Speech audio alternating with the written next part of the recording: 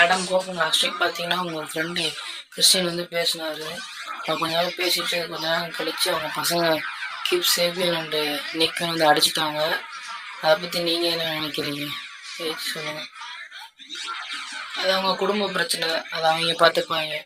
ஆனால் எனக்குன்னு அப்படியே பிரச்சனை பார்த்தீங்கன்னா எனக்கு ஒரு பிரச்சனை இருக்குது. அது யாருன்னா எஃப்டிஆர் அந்த ஸ்டோக்லேயே இருக்குது. அதுவும் இல்லாமல் அடுத்த வாரம் முறையாக நான் டோனி கான்ட்ட கேட்க போகிறேன். மேட்ச் எனக்கும் ஸ்டோக்லி ஹாத்தவேக்கும் அது யாரும் மிஸ் பண்ணாமல் வந்து பாருங்க. அதே மாதிரி எனக்கு ஒரு பிரச்சனை இருக்குது. அது என்னன்னா அது எஃப்டிஆர் அண்ட் ஸ்டோக்லி ஹாத்தவே தான்.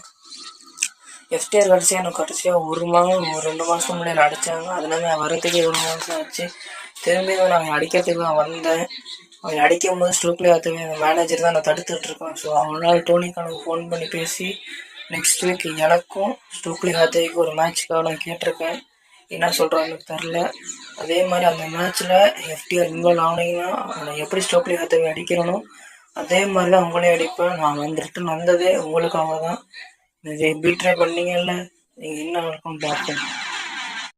FTR National Tax Abroad, I'm coming for you. Goodbye.